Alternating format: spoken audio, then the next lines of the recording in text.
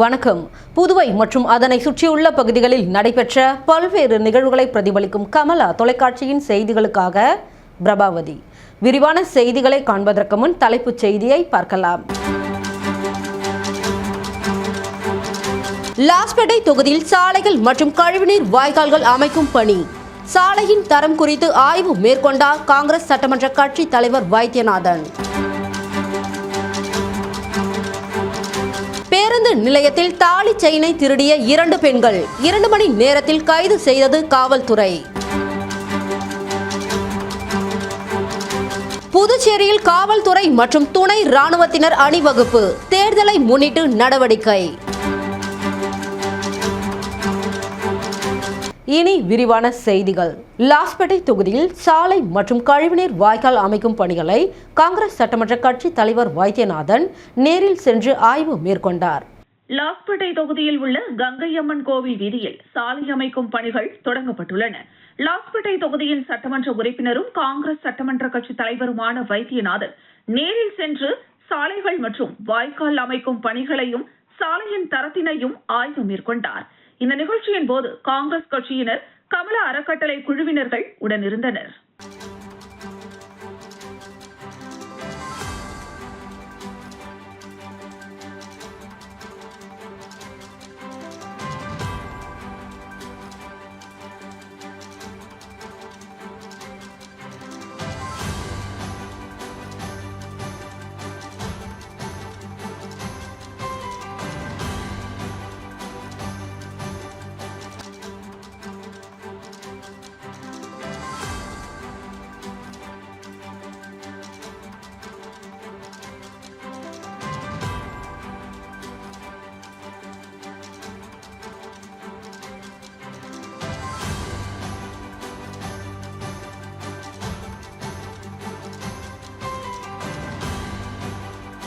கதிர்காமம் தட்சிணாமூர்த்தி நகரில் இந்திரா காந்தி அரசு மற்றும் கலை அறிவியல் கல்லூரி கட்டுமான பணிகளுக்கு பூமி பூஜை விழா நடைபெற்றது.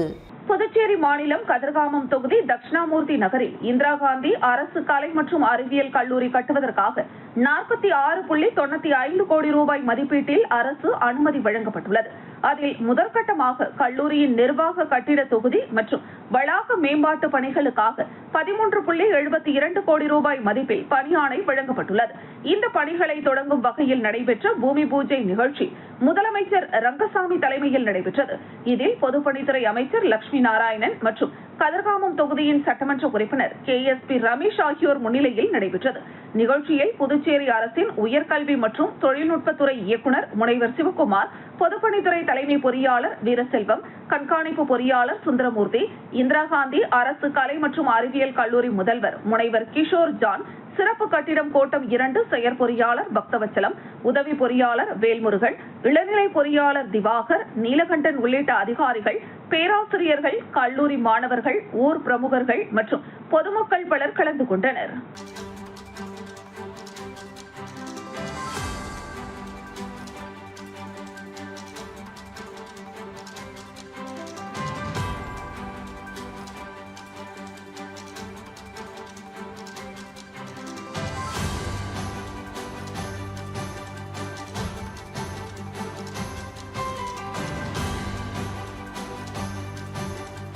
புதுச்சேரி பேருந்து நிலையத்தில் தாலி செயினை திருடிய 2 பெண்கள் உருளையன்பேட்டை காவல்துறையினரால் 2 மணி நேரத்தில் கைது செய்யப்பட்டு சிறையில் அடைக்கப்பட்டனர்.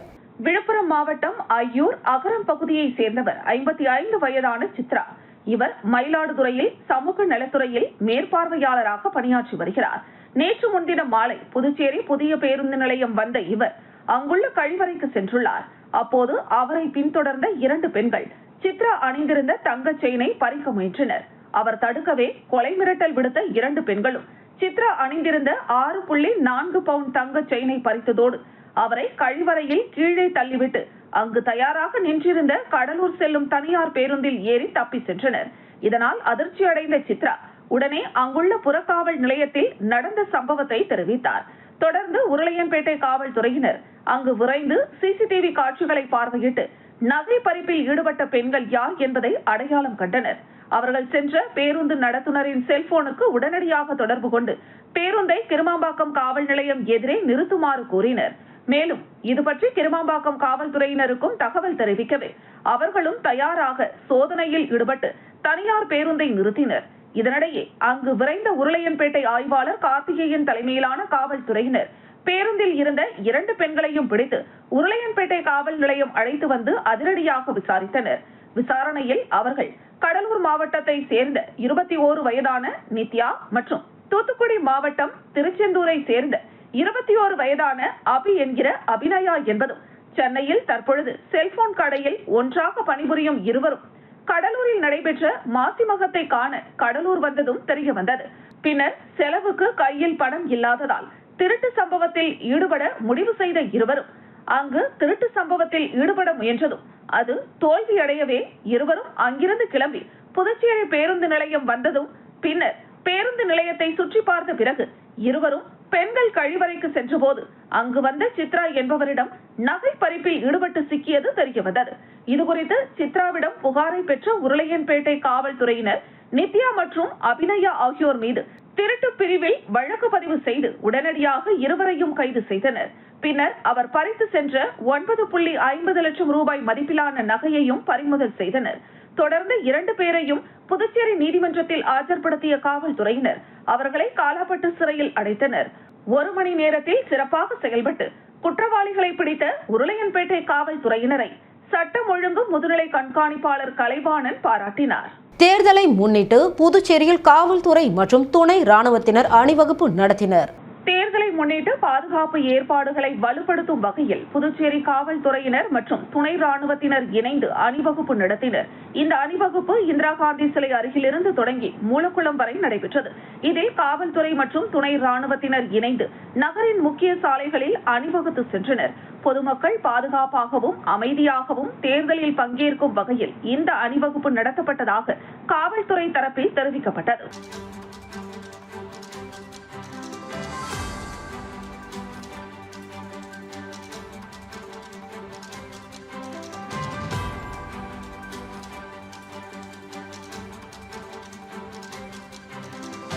ஊசுடு சட்டமன்ற தொகுதிக்குட்பட்ட பல்வேறு இடங்களில் முன்னாள் அமைச்சர் சாய்ஜே சரவணகுமார் தலைமையில் பல்வேறு பணிகளுக்கான பூமி பூஜை மற்றும் கிராம நிர்வாக அலுவலக கட்டிட திறப்பு விழா நடைபெற்றது. புதுச்சேரி மாநிலம் ஊசுடு சட்டமன்ற தொகுதிக்குட்பட்ட பிள்ளையார்குப்பம் பகுதியில் கிராம நிர்வாக அலுவலக கட்டிடம் கட்டும் பணிக்கான பூமி பூஜை 34,64,000 ரூபாய் மதிப்பீட்டிலும், இதனைத் தொடர்ந்து தொண்டமாநத்தம் பகுதியில் வருவாய் மற்றும் பேரிடர் மேலாண்மை துறை வருவாய் ஆய்வாளர் மற்றும் கிராம நிர்வாக அதிகாரி அலுவலக புதிய கட்டிடம் திறப்பு விழாவும், தொண்டமாநத்தம் அன்சாரி துரைசாமி அரசு மேல்நிலைப் பள்ளிகளில் பழுதடைந்த சுற்றுச்சுவரை மீண்டும் கட்டுவதற்காக 1,08,20,000 ரூபாய் மதிப்பீடு செய்யப்பட்டு ஆதிதிராவிடர் சிறப்பு கூறு நிதியின் மூலம் பெறப்பட்டு பூமி பூஜை விழா நடைபெற்றது. இதில் தொகுதியின் சட்டமன்ற உறுப்பினரும் முன்னாள் அமைச்சருமான சாய்ஜே சரவணகுமார் கலந்து கொண்டு விழாவிற்கு தலைமை தாங்கி பூமி பூஜை செய்து பணியினை தொடங்கி வைத்தார். இந்த நிகழ்ச்சியில் பொதுப்பணித்துறை தலைமை பொறியாளர் வீரசெல்வம், பொதுப்பணித்துறை சிறப்பு கட்டிடம் கோட்டம் செயற்பொறியாளர் பீனாராணி, உதவி பொறியாளர் அப்துல் நாசர், இளநிலை பொறியாளர் சண்முகம், கல்வித்துறை இணை இயக்குனர் சிவகாமி, புதுச்சேரி பொதுப்பணித்துறை சிறப்பு கட்டிடம் கோட்டம் 2 செயற்பொறியாளர் பக்தவச்சலம், உதவி பொறியாளர் எழில்வண்ணன், இளநிலை பொறியாளர் மணிமாறன், பள்ளி துணை முதல்வர் மனோன்மணி மற்றும் சமூக சேவகி அண்ணா பிரபாவதி, தொகுதி ஒருங்கிணைப்பாளர் சாய் ஜே தியாகராஜன், தொகுதி தலைவர் முத்தாலு முரளி, ஆசிரியர்கள், கட்டிட ஒப்பந்ததாரர் பூபாலன், வெங்கடேசன் மற்றும் ஊர் பொதுமக்கள், கூட்டணி கட்சியினர், பாஜக பிரமுகர்கள் உட்பட பலர் கலந்து கொண்டனர். தவளக்குப்பத்தில் உள்ள சபாநாயகர் இல்லத்தில் கோவில் திருப்பணி மற்றும் பராமரிப்புக்காக 3,25,000 ரூபாய்க்கான காசோலை மற்றும் நலத்திட்ட உதவிகளை சபாநாயகர் செல்வம் வழங்கினார்.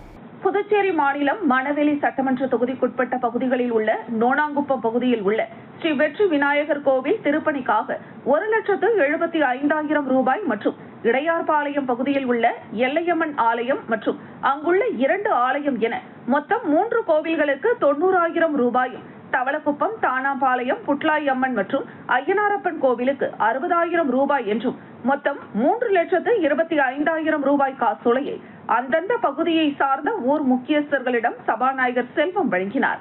தொடர்ந்து தள்ளுவண்டி மற்றும் அயன் பாக்ஸ் வழங்கி சிறப்பித்தார். நிகழ்ச்சியில் அந்தந்த கிராமங்களை சேர்ந்த ஊர் முக்கியஸ்தர்கள், கட்சி பிரமுகர்கள் கலந்து கொண்டனர். அரியாங்குப்பம் ஆர்கே நகர் ஃப்ரெண்ட்ஸ் நடத்திய மின்னொலி கைப்பந்து போட்டியில் வெற்றி பெற்ற அணிகளுக்கு பரிசுகள் மற்றும் கோப்பைகள் வழங்கப்பட்டது. புதுச்சேரி மாநிலம் அரியாங்குப்பம் ஆர்கே நகர் ஃப்ரெண்ட்ஸ் நடத்தும் 2ஆம் ஆண்டு மின்னொலி கைப்பந்து போட்டி நடைபெற்றது. இந்த நிகழ்ச்சியில் முதல் பரிசு வென்ற பிரதர்ஸ் மண்ணாடிப்பட்டு அணியினருக்கு உள்துறை அமைச்சர் நமச்சிவாயம் சார்பாக அரியாங்குப்பம் பாஜக தொகுதி தலைவர் வசந்தராஜா பரிசு மற்றும் கோப்பை வழங்கினார்.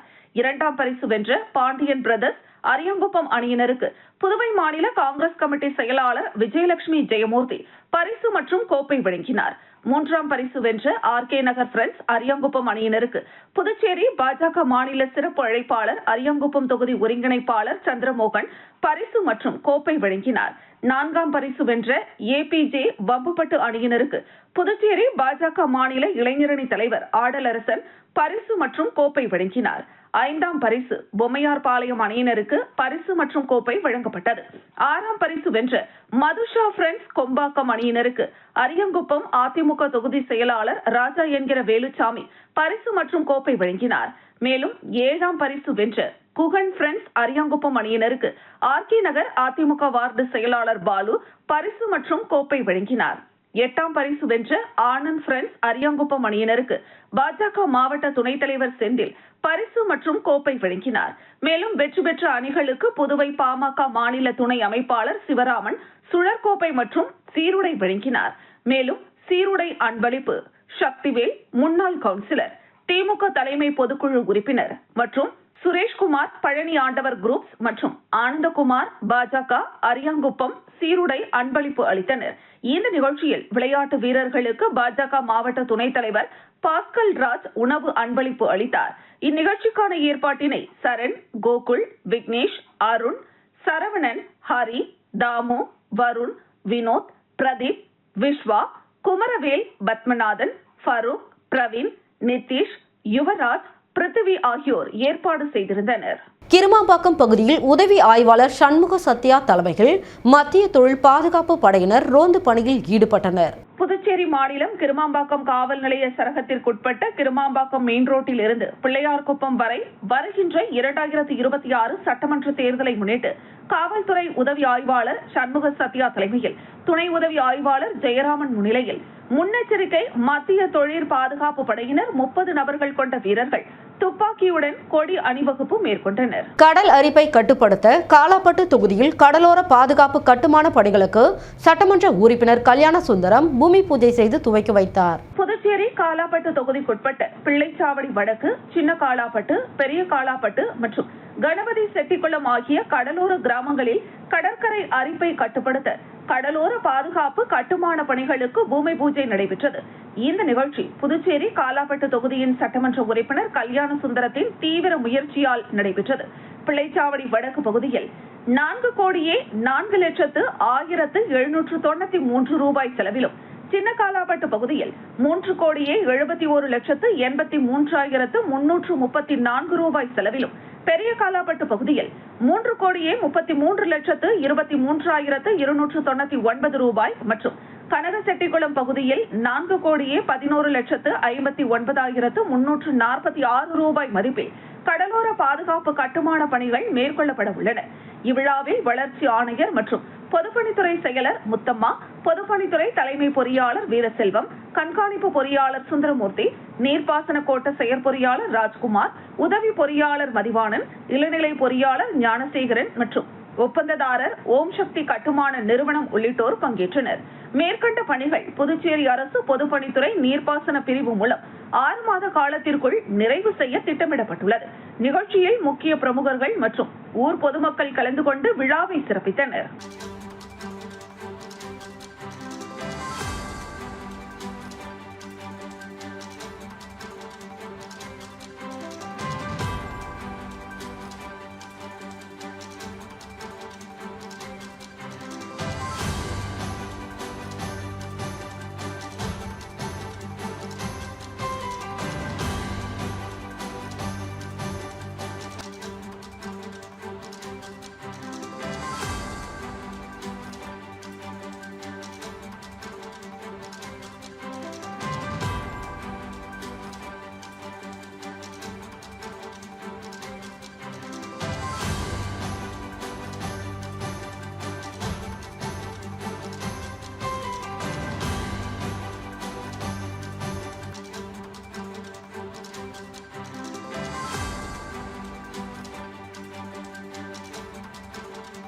புதுச்சேரியில் சலவை தொழிலாளர்களுக்கு தள்ளுவண்டி மற்றும் இஸ்திரி பெட்டிகள் வழங்கும் திட்டத்தை பாராளுமன்ற உறுப்பினர் செல்வ கணபதி துவக்கி வைத்தார். புதுச்சேரி பிற்படுத்தப்பட்டோர் மற்றும் சிறுபான்மையினர் நலத்துறை மூலம் சலவை தொழிலாளர்களுக்கு தள்ளுவண்டி மற்றும் இஸ்திரி பெட்டி வழங்கப்பட உள்ளது. இதற்கான உத்தரவை புதுவை பாராளுமன்ற மாநிலங்களவை உறுப்பினர் செல்வ கணபதி பரிந்துரையின் பேரில் பிற்படுத்தப்பட்டோர் மற்றும் சிறுபான்மையினர் நலத்துறை செயல்படுத்தியுள்ளது. இந்த திட்டத்தின் மூலம் புதுச்சேரியை சேர்ந்த 33 சலவை தொழிலாளர்களுக்கு தள்ளுவண்டி மற்றும் இஸ்திரி பெட்டிகள் வழங்கப்பட உள்ளதாக தெரிவிக்கப்பட்டுள்ளது. இந்த திட்டத்தில் பயனடைய விரும்பும் புதுச்சேரி பிற்படுத்தப்பட்டோர் மற்றும் சிறுபான்மையினர் நலத்துறையை அணுகி தேவையான ஆவணங்கள், சான்றுகள் உள்ளிட்ட விவரங்களை சமர்ப்பித்து விண்ணப்பிக்கலாம் என அதிகாரிகள் தெரிவித்துள்ளனர். மாநில அந்தஸ்து கோரிக்கை அரசியல் வசதிக்காக பயன்படுத்துவதாக கருத்து எழுந்துள்ளது. முதலமைச்சர் ரங்கசாமி கடந்த வாரம் மாநில அந்தஸ்து குறித்து பேசியது தொடர்பாக விமர்சனங்கள் எழுந்துள்ளன. அவர் கோரிக்கையை உண்மையான அக்கறையுடன் முன்வைக்கவில்லை. பொதுமக்கள் முன்னிலையில் தீவிரம் காட்டும் தோற்றமே அவர் நோக்கம். சட்டமன்றத்தில் எத்தனை முறை மாநில அந்தஸ்து தீர்மானம் நிறைவேற்றப்பட்டது என்பதையும் அவர் தெளிவாக சொல்லவில்லை. கோரிக்கை உண்மையிலேயே பிரதமரின் கவனத்திற்கு செல்ல வேண்டும் என்றால் நேரடியாக முன்வைத்து பதில் பெறலாம், அல்லது மாநில அந்தஸ்து கோரிக்கை மனுவை மேடையிலேயே வழங்க முடியும். பிரதமர் வருவதற்கு முன் கட்சி தலைவர்களுடன் இணைந்து மனுவை சமர்ப்பிக்க வாய்ப்பு இருந்தது. ஆனால் இத்தகைய எந்த நடவடிக்கையும் எடுக்கப்படவில்லை. மாநில அந்தஸ்து மக்களின் சுயாட்சிக்கான அடிப்படை உரிமை மற்றும் மாநில நிர்வாக சுதந்திரத்தை வழங்கும் சட்டப்பூர்வ உரிமையாகும். அதிகாரமே உயர்ந்த அந்தஸ்து என நினைக்கும் மனப்பான்மையோடு செயல்படுவதால் கோரிக்கை அரசியல் வசதியாக மட்டுமே பயன்படுத்தப்படுகிறது. இந்த மனப்பான்மை நீடிக்கும் வரை புதுச்சேரிக்கு மாநில அந்தஸ்து கிடைக்காது. மாநில அந்தஸ்தை பெறுவதற்காக கட்சி தொடங்கப்பட்டாலும் முறையான மனு சமர்ப்பிக்கப்படவில்லை. வரவிருக்கும் சட்டமன்ற தேர்தல் அறிக்கையில் மாநில அந்தஸ்து உயிர்நாடி கொள்கை என குறிப்பிடப்படலாம்.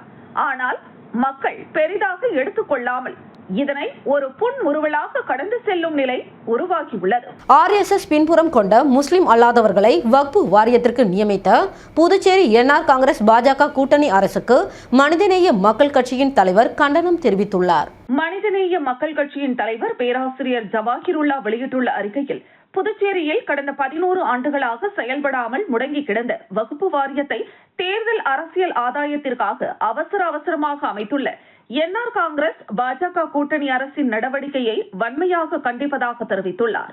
வகுப்பு வாரியம் என்பது இஸ்லாமிய அறக்கட்டளை சொத்துக்களை பாதுகாக்கவும் அவற்றை சமூக நலனுக்காக நிர்வகிக்கவும் அமைக்கப்பட்ட ஒரு முக்கியமான அமைப்பாகும். ஆனால் புதுச்சேரி அரசு தற்பொழுது எடுத்துள்ள முடிவு அந்த அமைப்பின் நோக்கத்தையே சிதைக்கும் வகையில் உள்ளது. வக்ஃபு திருத்த சட்டம் தொடர்பான வழக்கு உச்சநீதிமன்றத்தில் நிலுவையில் இருக்கும் நிலையில் முஸ்லிம் அல்லாத 2 நபர்களை வாரியத்தில் நியமித்துள்ள முதல் மாநிலம் என்ற தேவையற்ற முன்னுதாரணத்தை புதுச்சேரி உருவாக்கியுள்ளது. இது நாட்டின் பிற பகுதிகளிலும் தவறான நடைமுறைக்கு வழிவகுக்கும் அபாயகரமான செயலாகும். மேலும் இந்த நியமனம் புதுச்சேரி முதலமைச்சர் ரங்கசாமி சுயாதீனமாக செயல்படவில்லை என்பதையும், அவர் முழுமையாக பாஜக மற்றும் RSS அமைப்புகளின் அரசியல் அழுத்தத்தின் கீழ் செயல்படுகிறார் என்பதையும் வெளிப்படையாக உணர்த்துகிறது. சிறுபான்மையினரின் உரிமைகளை நசுக்கும் அரசியல் சோதனை நிலமாக புதுச்சேரியை மாற்ற முயற்சிப்பதை ஒருபோதும் ஏற்றுக்கொள்ள முடியாது. வக்ஃபு வாரியத்தில் RSS பின்னணி கொண்டவர்களை திட்டமிட்டு நுழைத்திருப்பது முஸ்லிம் சமூகத்தில் பெரும் அதிருப்தி, அச்சம் மற்றும் பதற்றத்தை ஏற்படுத்தியுள்ளது. குறிப்பிட்ட சித்தாந்தத்தை சேர்ந்தவர்களை இவ்வாறு திணிப்பது சமூக ஒற்றுமையையும் அமைதியையும் பாதிக்கும் செயலாகும். எனவே சிறுபான்மையினரின் உணர்வுகளையும் ஜனநாயக நெறிகளையும் மதித்து இந்த சர்ச்சைக்குரிய நியமனங்களை புதுச்சேரி அரசு உடனடியாக ரத்து செய்ய வேண்டும். மேலும் தகுதியும் நம்பகத்தன்மையும் கொண்ட முஸ்லிம் சமூக பிரதிநிதிகளை கொண்டு வக்ஃபு வாரியத்தை மறுசீரமைக்க வேண்டும் என்று மனிதநேய மக்கள் கட்சி தலைவர் ஜவாஹிருல்லா தனது அறிக்கையில் தெரிவித்துள்ளார். திண்டிவனம் நீதிமன்ற வளாகத்தில் வழக்கறிஞர் பார் அசோசியேஷன் தலைவருக்கான தேர்தல் நடைபெற்று அதன் முடிவுகள் வெளியானது. திண்டிவனம் நீதிமன்ற வளாகத்தில் திண்டிவனம் வழக்கறிஞர் பார் அசோசியேஷன் தலைவர் பதவிக்கு தேர்தல் நடைபெற்றது. இந்த தேர்தலில் வழக்கறிஞர்கள் வாக்களித்தனர். இதன் முடிவானது இன்று மாலை வெளியானது. இதனால் திண்டிவனம் நீதிமன்றத்தில் பரபரப்பு நிலவியது. வேப்பூர் அடுத்துள்ள மேமாத்தூர் அருகே வைக்கோல் ஏற்றி வந்த லாரி திடீரென தீப்பற்றி எரிந்ததால் பரபரப்பு ஏற்பட்டது. கடலூர் மாவட்டம் வேப்பூர் அடுத்துள்ள மேமாத்தூர் அருகே புதூரில் இருந்து வைக்கோல் ஏற்றி வந்த லாரி மேமாத்தூர் ரயில்வே பாலம் அருகே வந்தபோது வெப்பம் காரணமாக திடீரென தீப்பற்றி எரிந்ததால் லாரியில் இருந்து ஓட்டுநர் குதித்து தப்பி ஓடினார். வேப்பூர் தீயணைப்பு துறையினருக்கு தகவல் தெரிவிக்கப்பட்டது. உடனடியாக சம்பவ இடத்திற்கு வந்த தீயணைப்பு வீரர்கள் தீயை அணைக்கும் பணியில் ஈடுபட்டனர். இதனால் இப்பகுதியில் பரபரப்பு ஏற்பட்டது. மீண்டும் தலைப்புச் செய்திகள். லாஸ்பேட்டை தொகுதியில் சாலைகள் மற்றும் கழிவுநீர் வாய்க்கால்கள் அமைக்கும் பணி. சாலையின் தரம் குறித்து ஆய்வு மேற்கொண்டார் காங்கிரஸ் சட்டமன்ற கட்சி தலைவர் வைத்தியநாதன். பேருந்து நிலையத்தில் தாலி செயினை திருடிய 2 பெண்கள் 2 மணி நேரத்தில் கைது செய்தது காவல்துறை. புதுச்சேரியில் காவல்துறை மற்றும் துணை ராணுவத்தினர் அணிவகுப்பு. தேர்தலை முன்னிட்டு நடவடிக்கை. இத்துடன் செய்திகள் நிறைவடைகிறது. செய்திகளை உடனுக்குடன் தெரிந்து கொள்ள கமலா தொலைக்காட்சி சமூக வலைதளத்தை பின்பற்றவும். நன்றி, வணக்கம்.